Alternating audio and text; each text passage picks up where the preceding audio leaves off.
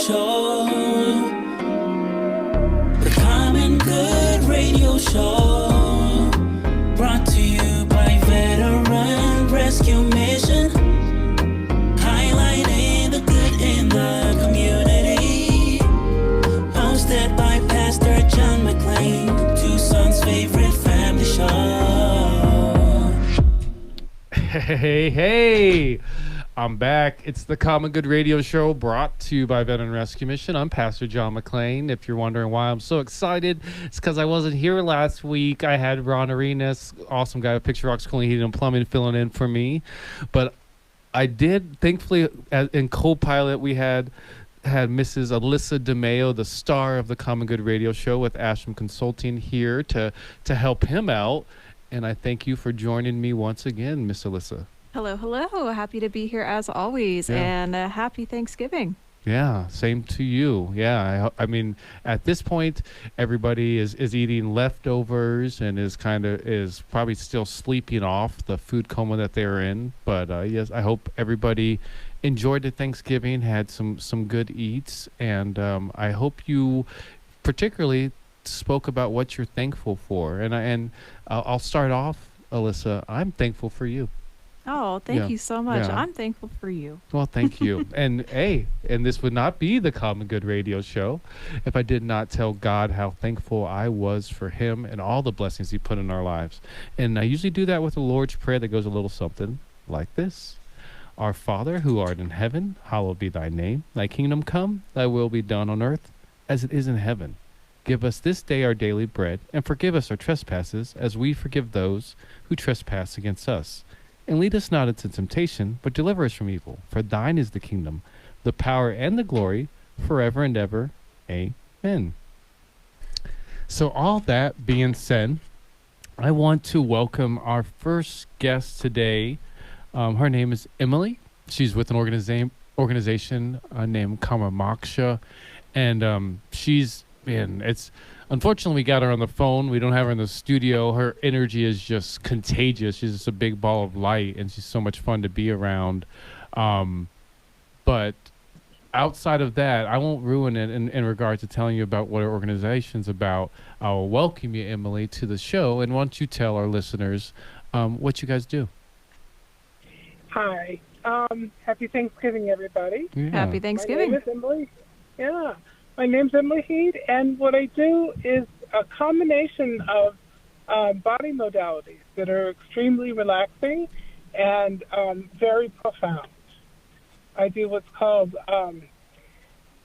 craniosacral therapy. I do what's called structural energetic therapy, and I also do acupressure.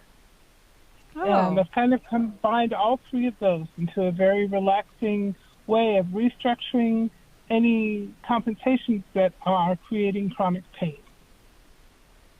Oh, how interesting. And what led you into developing this organization? It's something I've done most of my life.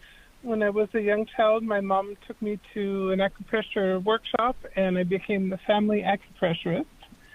And from there, I attracted a master teacher that I studied with for 24 years.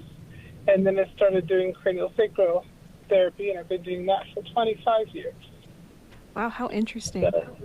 And I think most people have heard of acupuncture. Could you explain the difference between acupuncture and acupressure? Right.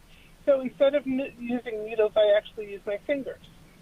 And I put my fingers on different pulses or spots on the body that resonate, and I wait for the pulse to synchronize, and that way I can clear the meridians just like you would with needles.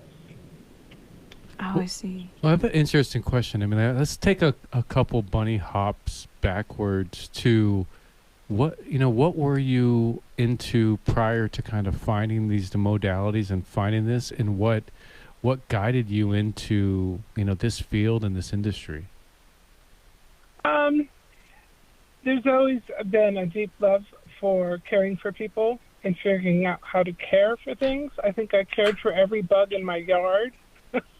And every animal that we had. And especially the ladybugs. Especially the ladybugs, right? Especially the ladybugs. Yeah, absolutely. Exactly. And so I think it's just been part of me, and discovering and learning and being a lifelong learner has been really helpful. There's no end to what I can know. I'm currently studying more anatomy and physiology because it's ever fascinating. Oh, how interesting. And yeah, I want to talk a little bit about the benefits of acupressure and all of these different types of physical therapy-esques that you do. Why are they beneficial? So right now, I'm actually seeing a lot of concussions. I'm seeing a lot of young people with concussions from sports. Oh, You I know, see. you get bonked on the head from a baseball or a soccer ball or a basketball, and then mom and dad start to notice the behaviors changing a little bit. When we disrupt the bones in the skull, it can affect our behavior and the way we think, or the way we read, or the way we study, or the way we see. And I can go in there doing cranial work by adjusting the bones in the skull, and it brings about a more natural, normal brain function. Wow. Well, as you're saying that, I mean, speak to maybe some of the success stories that you've seen and the work that you've done that have really kind of, impacted you, impacted the people that you've helped, and has kind of seems like kept you on this quest to go deeper and deeper in ways that you can help and heal people. Bringing back a sense of proprioception, which is where we are in relation to other things in the world. We tend to lose that after an injury, or after a surgery, or after a major emotional upset, that we start to relate to the world in a different way, and our body goes into either parasympathetic or sympathetic, and it becomes out of balance, and then we tend to stay in one or the other. And what my modalities does is bring that back into balance, and you go, oh, that's right. That's how I used to be. That's how I'd like to be. So the biggest success is being able to kind of suspend what's going on to a degree till the body starts to remember how it wants to be and how it knows it should be. How interesting. There's a lot of psychology in that, behind what you're speaking There is about. a lot of psychology in that. Mm-hmm. No. Who would be some ideal clients for you?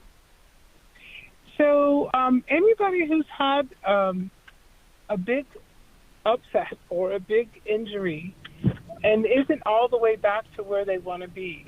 Our physicians do such a fabulous job with emergency medicine and putting the bones back together and putting the body back together.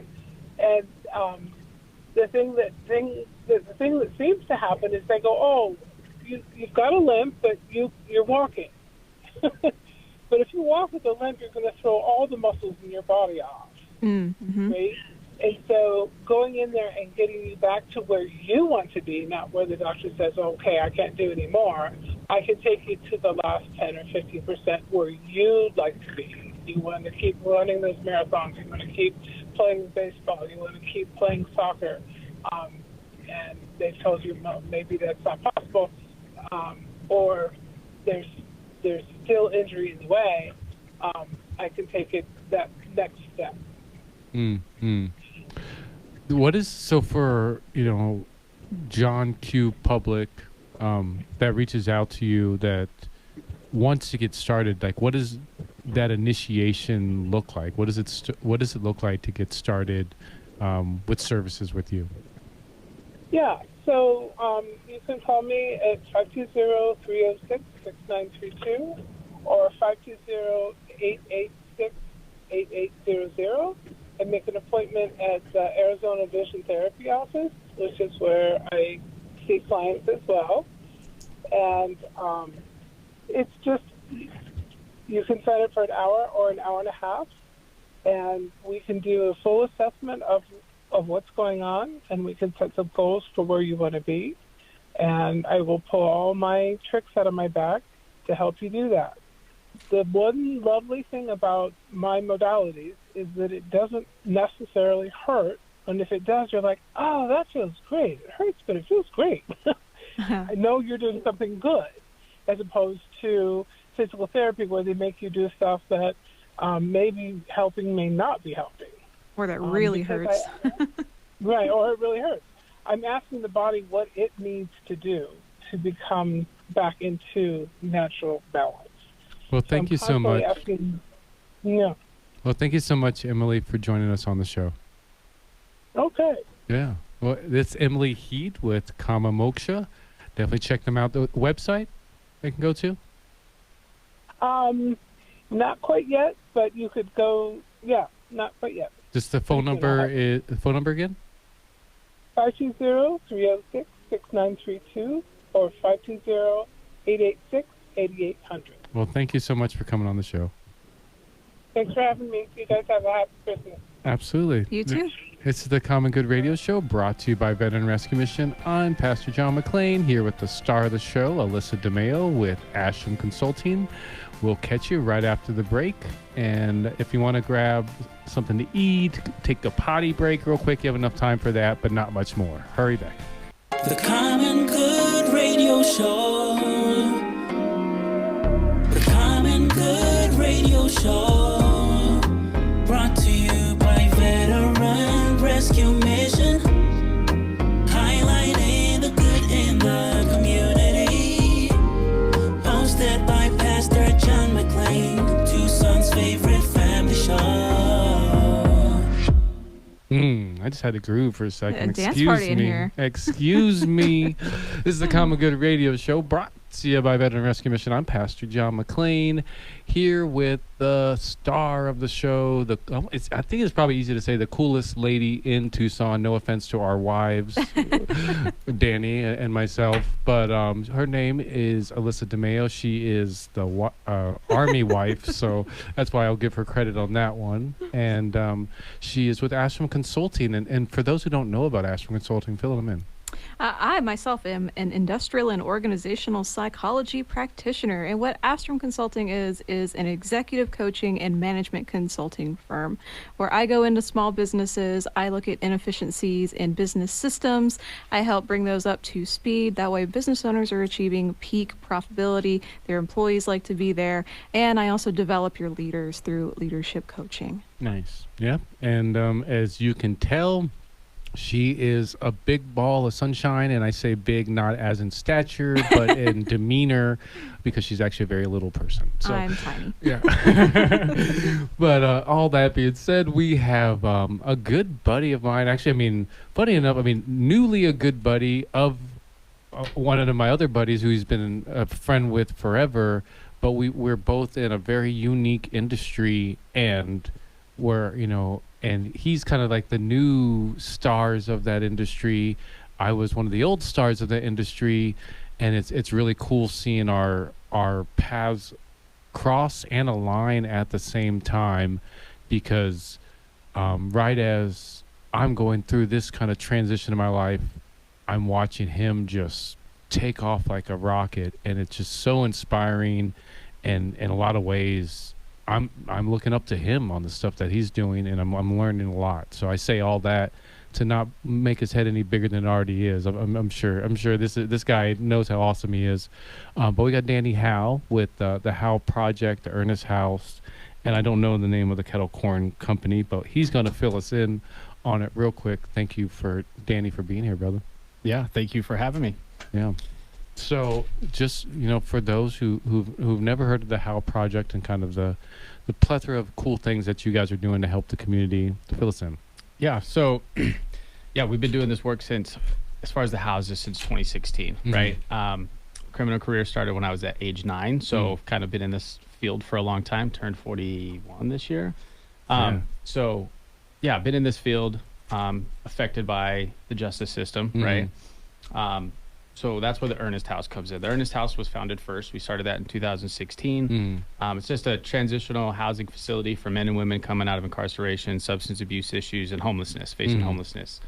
I worked for agencies throughout Pima County. Actually, PPEP is one here. PEP. I worked with them for many years. Interesting. Learned a lot about the culture. They're one of my favorite nonprofits. I love what they do. Dr. Arnold was a huge role model for me when I was working with them, and learned a lot, right? Went to Washington, D.C. with them, learned a lot about the farm workers. Oh, wow. But also learned about community organizations, right? And I just saw a gap, right? Somewhere that I could kind of fill in that gap with lived experience.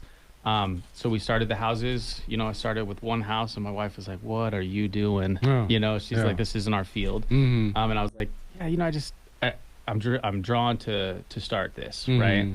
So then we got the house, and then my wife was like, "But you don't even have any clients." And I was like, I just feel that we're on the right track. Within a few weeks, that house was full. Within 3 months, we had to open a second house. During COVID, So during COVID, we had to open 2 more houses because a lot of places were closed, or they were limited on who they would take in, where they were letting people out of jail, letting people out of prison that with crimes that didn't deserve to be incarcerated, especially during this time. So we expanded, right? 2 more properties and filled those. Within a couple weeks, that property was full. It's 20 more beds, right? So we just kept seeing that this was the right thing. It was a for-profit. The Earnest House is still a for-profit organization. But then we saw that a lot of people were wanting to support what we were doing, right? So a couple of years ago, we became a nonprofit. We got a nonprofit, and that's the How Project, to be able to help with the support of community members or donations. And then the kettle corn, where that comes in, is kind of, and early on, we were noticing people coming out of prison or off the streets didn't have a job. And it was really hard to get jobs sometimes with gaps in employment or criminal backgrounds. So we started a kettle corn operation, right? And again, my wife was like, "What are you doing? Like, well, you don't have time for this." And I was like, "No, I feel this is going to work out. We're going to have the clients work these events and be out in the community, right?" And then within a few months, we had a 10 by 10 tent that we would take and a rolling kettle that we would take to these events. Within a year, we have a 14-foot trailer. It's wrapped with all of our logos. We do school events, church events. We do the street fair. We're going to be at the Tucson Made Market. So we do a lot of stuff here in the community. And it's twofold. It gets our clients a little bit of money in their pocket, but it also gets them out in the community. So that way they seem to respect the community more when they're engaging with it and understand some of these events that are going on. Gets them out, gets them smiling. So we are the same person, man. It's so great. I mean, as you're describing your program, and I mean, we've been talking about already, I guess it's just holiday season's kept us from connecting better, but as you're describing it, it's like you're describing veteran rescue mission for a broader population, whereas it's okay, how do we create these alternative housing structure or sheltering structures, primary transition structures for people to fill in the gaps, and then how do we also integrate training, rehousing programs for them to prepare them for the communities that they're going to join next. So yeah, I mean, it's great, right? We see an opportunity, and if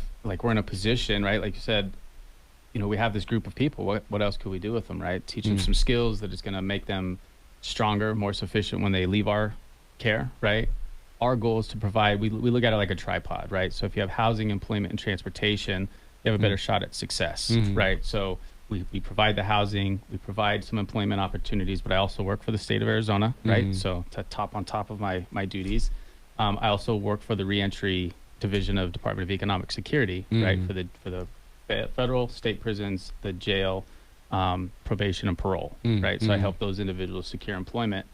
So with that, the kettle corn, that kind of covers the employment piece. And then I'm nationally certified through bike safety, through the nation, to help people be safe on the roads if they are going to use the bike system. Our transit system here is horrible, right? So we just try to get people to and from where they need to be, right? And we try to provide those resources so when we're not there, they're still going to be able to find them and utilize them. It's nothing special that we do. We just kind of give them the confidence to overcome that. Wow. Well, I'm hogging you, so I'm going to let Alyssa have a little fun. No, such a detailed explanation, but I'm so curious. You said something that really interested me. You decided to do this, and this decision seemed to come so far out of the left field that even your wife was just like, "What are you doing?" And you told her, "I'm drawn to this." Can you explain why? What led up to this decision to partake in this project? Yeah, like I said, I worked for organizations, and so I had some firsthand experience and just saw how they were kind of doing things. And I just thought, like, there's always those stipulations, right? So when you work for nonprofits, often you can't work with sex offenders, you can't work with arsonists, or you can't work with murderers, right? There's always those stipulations. And I was like, well, why? Right? Like, so I guess the only way to get something done is to do it yourself, right?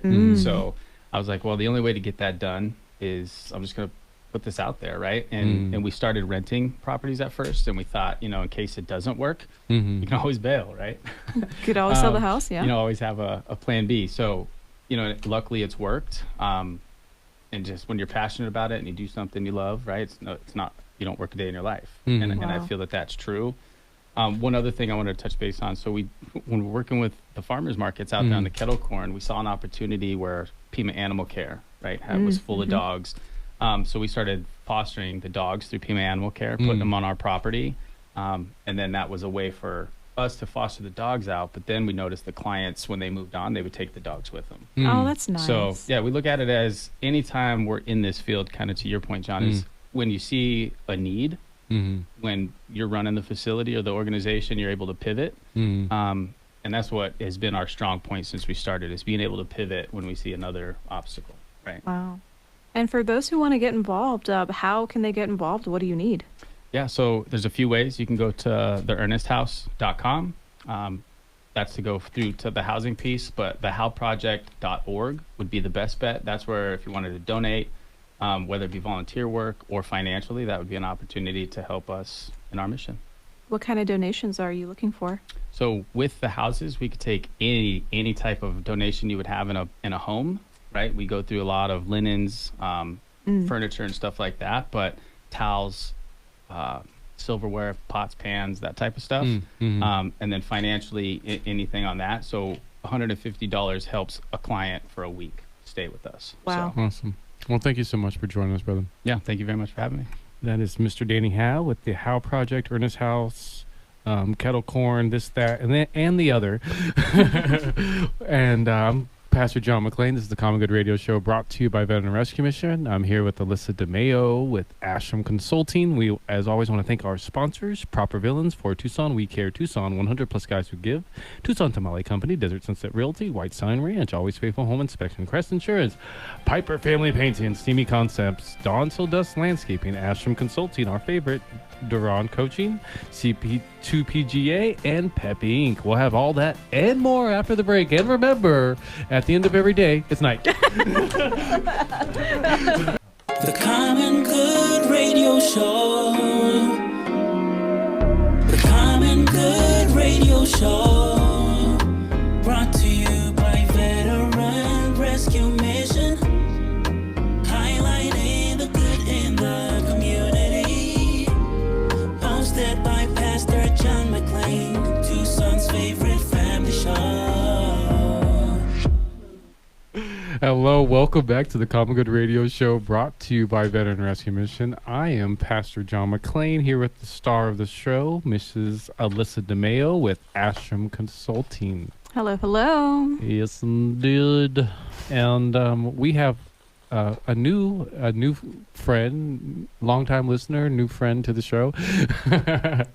We have Courtney Knox. She told me when we first met that everybody messes it up and calls her Courtney Cox, because I guess she was a heartthrob all through kind of our generation growing up, at least mine. Like, 41 now, so yeah, pretty much Courtney Cox was the rave all through the early 2000s. So I'm sorry that you have to deal with that. My name's John McClain.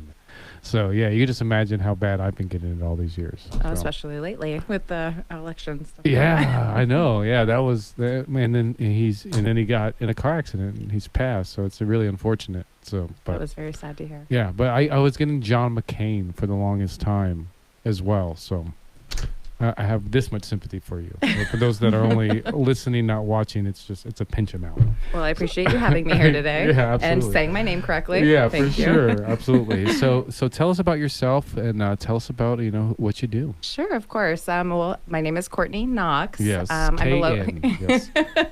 I'm a local insurance agency owner representing American National. And I'm just here to talk about a little bit what I do and why I do it. My biggest why is to be a value to the community that I'm raising 3 children in. I've been in Arizona for 34 years now. I grew up here. I went to high school here. I went to college here. I'm an Oro Valley resident, and I absolutely love the state of Arizona. And so I try to find, a way to be of benefit to the community that I've grown so fond of over the years. And while I do everything from selling, insurance as of, homes, autos, life insurance, boats, boat insurance, health insurance to our local business owners, commercial insurance to our local business owners, I also have a really big why I like life insurance. Unfortunately, I lost my little brother a couple years ago. Sorry to hear that. Thank you. I've seen firsthand, the financial impact that losing a loved one can do on a family. And so at this, stage in my career, I would love to educate people on the importance of putting life insurance, policies in effect, revising those current policies that you might already have through your employer. As well as setting yourself up for a financial future. And there are a lot of products out there that people don't realize, specifically, the benefits of certain life insurance policies plus annuities that you can put into place to set yourself up for, a steady stream of income for the rest of your life. And so that's what I'm here today to talk about. Cool. That's super cool. And you mentioned a little bit about some of these products that you're passionate about. Can you elaborate a little bit more on them? Of course. One thing I just want to get out there, a lot of people don't know about right now are, the value of annuities. So annuities are a financial product that allows you to park a specific amount of money in a safe place with no risk of losing a single dollar, let it grow. And then when you're ready to access it, you can contact us and set up a steady stream of income on your terms, whether you want, this monthly payment or a weekly or biweekly. It kind of helps people that have been in, they've getting paid every two weeks for, the last 40 something years, and are used to that. And now they've retired. They've got a pension, they've got their retirement fund, but they're not sure what to do with it. And they're afraid, with stock market changes and things like that, they don't want to lose what they've built so hard to, accumulate for themselves. So I like to think of it as, a pocket with no holes. So you're taking, a certain amount of money, you're putting it in that pocket. You let it kind of grow, like it keeps adding change, and it's not you adding change. I mean, you're more than welcome to do that, but it can grow with no floor, so no hole. And then once you get to a point when you're like, hey, I think I'm ready to start using that money, you set it into action or annuitize it. And you can start getting paychecks, every couple of weeks for the rest of your life. And there are actually options out there so you can put, your spouse on there. So if you pass away before your spouse does, then they can continue to get those payments. And it doesn't matter if the money has, run out by then. If you're in a contract, they're going to keep getting it until they pass away. So it's such a wonderful way to safeguard your financial future. And I would love to talk to anybody that, maybe they've recently retired or, they've inherited an amount of money or they came into some money or they just have some savings that, they don't want to see go to waste or lose any bit out of it and let it grow. Yeah. Well, it's interesting as you're mentioning that. It just kind of just reminds me as I become more and more of a grown up and learn more and more just about insurance options and all the different kind of products that are in it. Like when people think of insurance, especially growing up as a kid and my car insurance or homeowner's insurance, whatever it is, I'm just thinking, okay, I just want to cover my butt just in case I get in a car accident and stuff like that. But as you're explaining it, and as I've kind of learned to come, it is another financial mechanism that exists to build wealth. 100%. Absolutely. And it's another way to diversify your money or to put your money somewhere resourceful rather than just spending it. Of course. But rather than have you speak to that too much, talk about some of the other passions that you have outside of even your industry and stuff that you're working on to let our listeners know that what makes you tick outside of even that the stuff that rightfully so losing a family member, understanding the liability side of insurance as well as the equity side of insurance. but I'm sure you've probably been able to expand upon that even farther. Of course.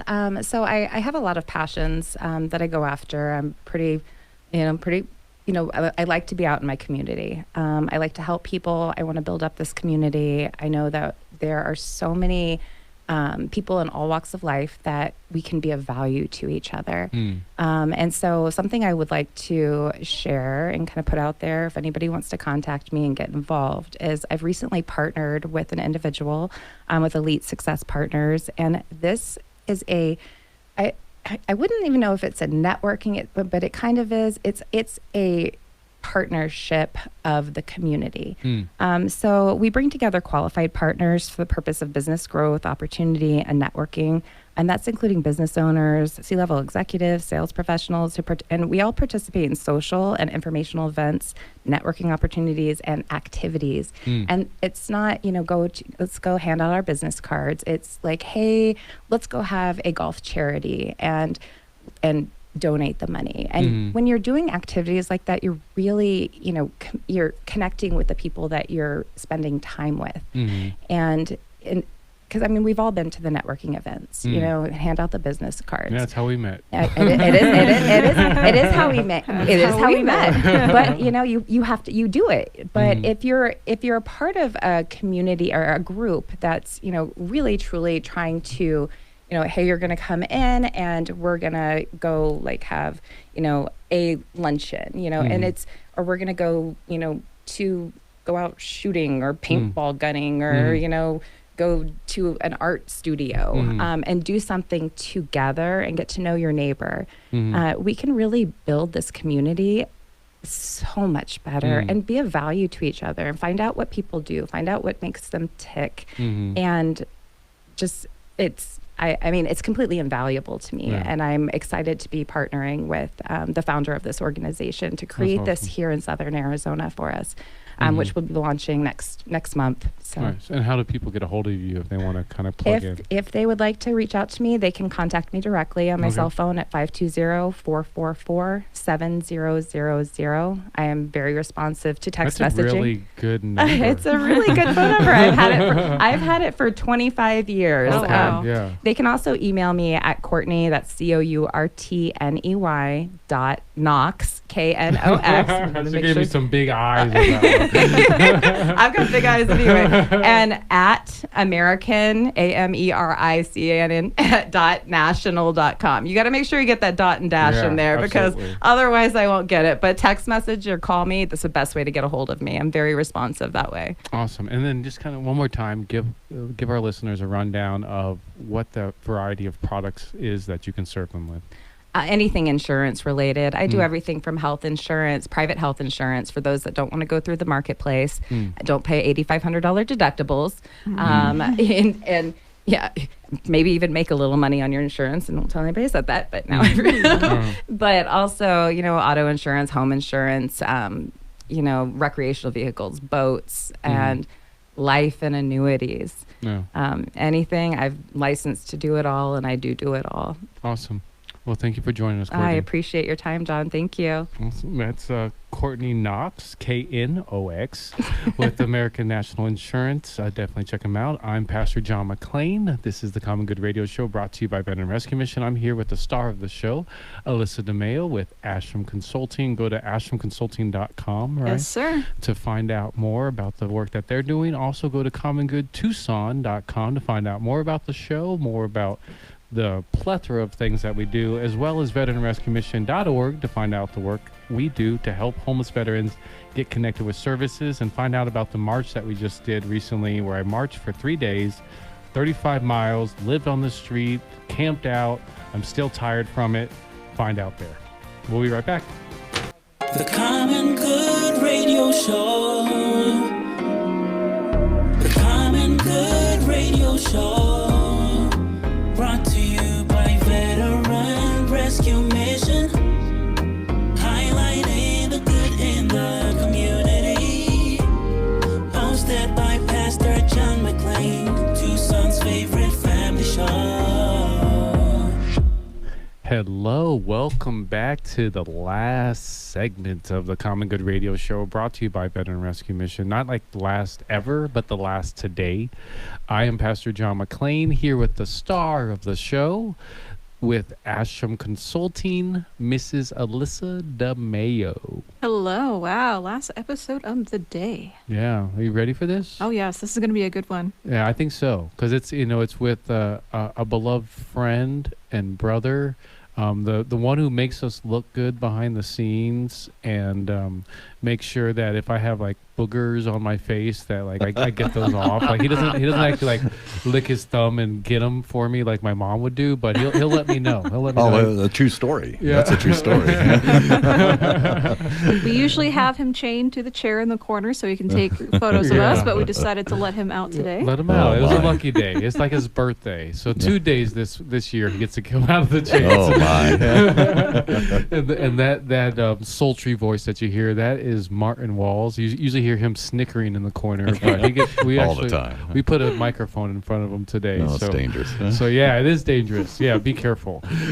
Be careful what you ask, Alyssa. But actually, thinking of it, the two of you, once you Oh, my. let your hairs down.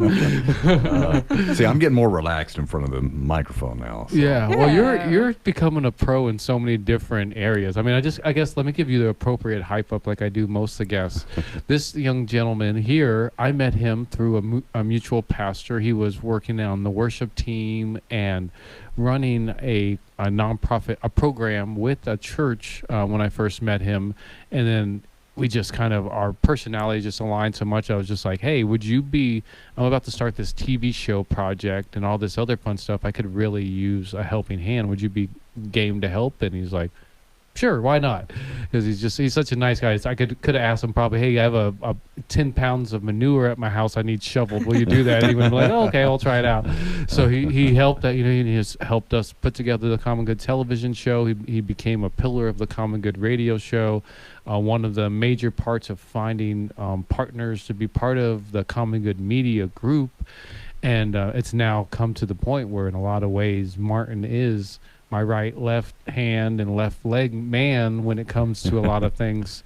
And realistically, I've done events without you. Like I've done networking events without you, and they were an abysmal failure Oh, without you there to help set up things and like make me feel calm. So I say all that to say, welcome to the show, Mr. Martin J. Walls. J meaning just the most awesome guy in the world. J meeting John Wrangler. Oh, thank you guys for having me on. Yeah, and he's with MJ Walls Art. Explain to us what is MJ Walls Art and MJ Walls Art Studio. Well, I'm an artist by trade. I have been an artist since I can remember. But I've been a professional tattoo artist since 1999, and just art's been a big part of my life. And really, I've only accepted myself as being an artist within the past 10 years. Why Consider is that? myself an artist. Why would you say that? Because you're so close to it, and you have this mindset of what you think art is, and you think it's this artsy fartsy thing, and really it's not. It's just methodologies. It's taking your tools, learning what your tools can do, and applying it to whatever medium you're on, and repeating it and repeating it and repeating it until you master the techniques. Now there are the people who have these very artsy fartsy conceptual ideas. Yeah, that's not me. And I mean, you speak to the, definitely you've been doing tattoo art since 1999. That's probably why you feel the most comfortable to say like, hey, I am that. I Yes. have done that. But you do, a menagerie of different type of art. Speak to that. Oh my! I mean, everything from martial arts. I'm You a like that menagerie? musician. Menagerie, Yeah, right off the top of my head. and it's really in the past 10 years that I've taken it all. It's just been like, wow, actually, everything I do, it's an art form. Whether it's music, like I said, my whole life I've been into martial arts training, pencil, color. I mean, just all sorts of different art avenues that I've applied.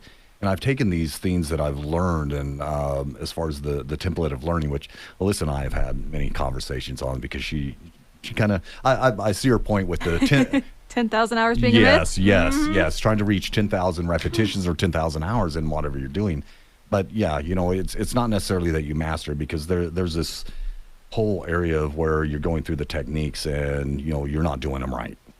So you've got to go back and you've got to revisit them to learn to do them right again. And then for me, that's when it starts to your 20, 30 repetitions to memorize something, 200 to 300 to connect it to your muscle, 2,000 to 3,000 to ingrain it into your muscle memory. And then, the 10,000 hours for it to be intuitive nature. Wow. Every single time I talk to you, I learn some new talent that you have. You are so incredibly multi-talented. Art, music, martial arts. You worked in security. Surfing was the last one that I learned about you. My goodness gracious. What has drawn you to art over your lifespan? Wow.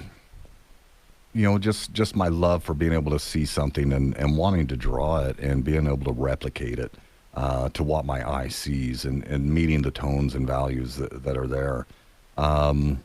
Really expressing myself within that and finding my meditative, time within that. When you spend 6 to 8 hours on a drawing, not saying I'm completing it in 6 to 8 hours, but, really investing that time into anything. And this is where the art is. You're investing into the techniques, that repetition, but you're also investing into your own mindset. You've got to learn to deal with yourself alone, with your thoughts alone. And for me, that was some really healing stuff in my own life, from some stuff that I was going through at the time in the past 10 years, and just being able to spend that time in my art and find that healing within it.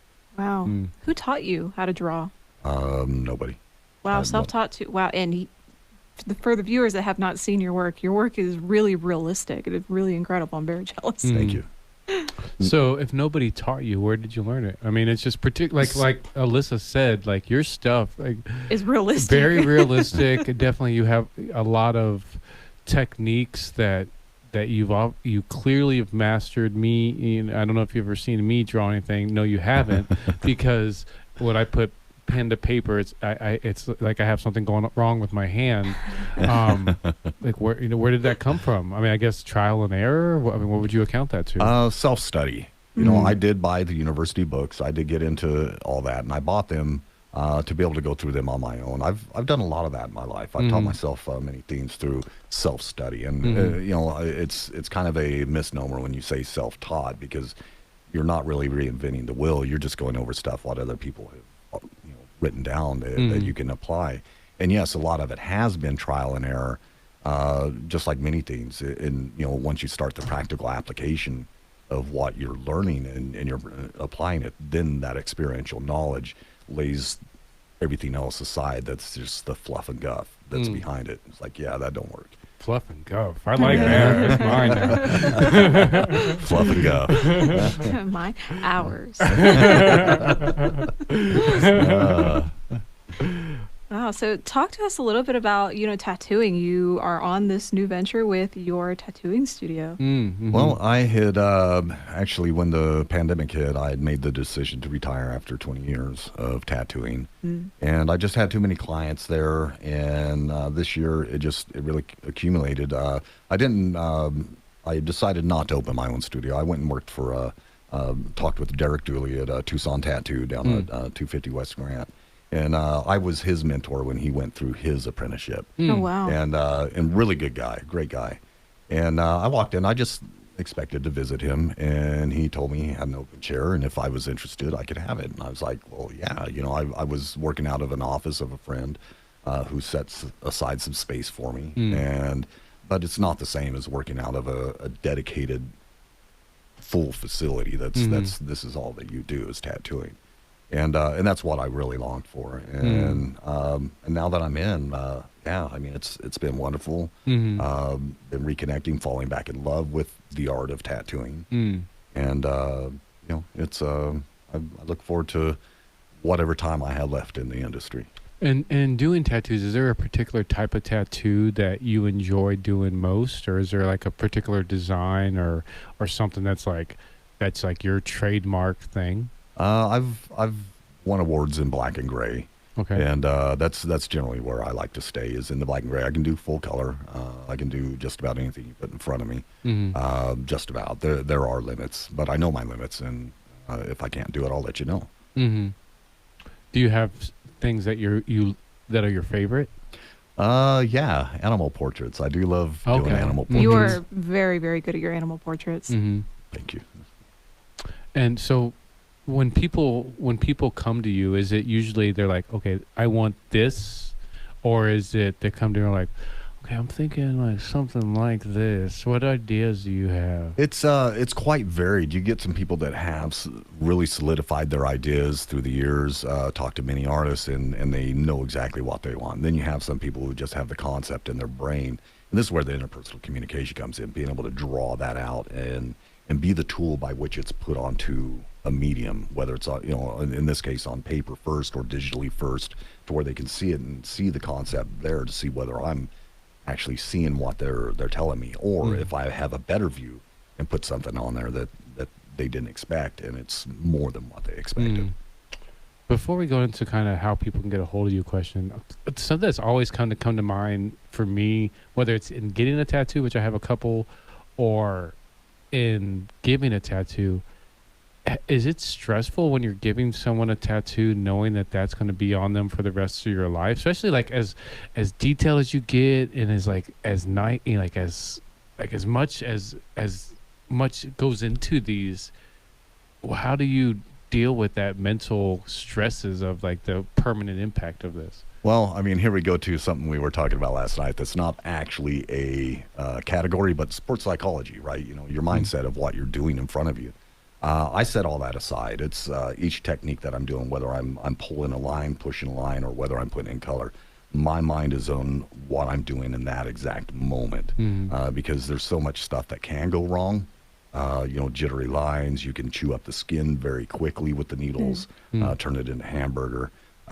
Just so many different things that can go wrong. So in my mind, I'm not necessarily thinking about the design itself. I'm thinking about each little element that I'm putting in at any given moment. Wow. Nice. And how can people get a hold of you and connect if they want to get a tattoo? You can get a hold of me at 520-243-0312, or I'm generally down at Tucson Tattoo at 250 West Grant. I believe it's TucsonTattoo.com. Nice. Well, awesome. Well, thank you so much, brother, for joining us on this side of the mic. Hey, this thank is you for special. having me. Yeah. Thank you, guys. Thank you very much. This is the Common Good Radio Show, brought to you by Veteran Rescue Commission. We're highlighting the good in the community. I'm Pastor John McClain here with the star of the show, Alyssa DeMeo with Ashram Consulting. We'll catch you next week.